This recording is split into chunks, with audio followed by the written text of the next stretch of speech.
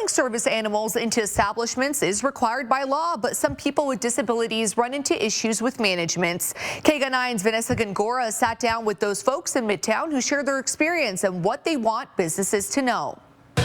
Meet Luke and Eddie. Luke helps his handler with mobility and assist, while Eddie helps his handler with invisible challenges most people don't see.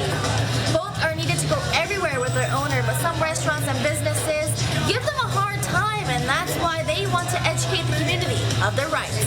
According to the Americans with Disabilities Act, state and local governments, businesses, and nonprofit organizations that serve the public generally must allow service animals to accompany people with disabilities in all areas of the facility where the public is allowed to go.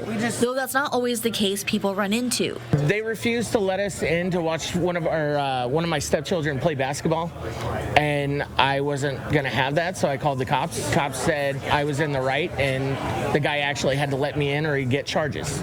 David Gardner served in the Army and suffers from post-traumatic stress disorder and says his dog Eddie helps him fight his mental battles. His main job is when I get stressed out, in a situation, he'll guide me away to like a calmer area.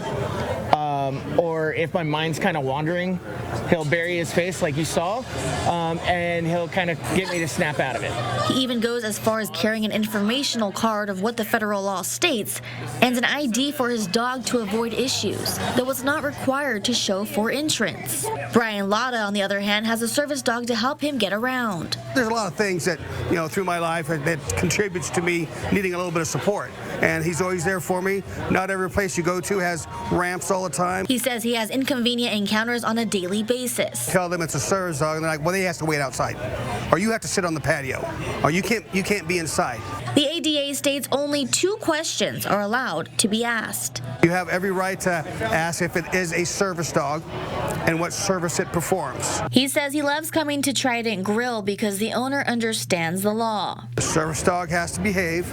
They have to be on a leash, not necessarily in hand. They can be put in a command position. He and Garner say they are sharing their story, so no one else has to deal with the same issues. Reporting in Midtown on Swan and Glen, Vanessa Gongora, KGUN 9. And Vanessa is one of our many neighborhood news reporters covering stories on the West Side and beyond. You can scan the QR code to get in contact with Vanessa, or you can go to KGUN9.com to get in touch with her and all our neighborhood news reporters.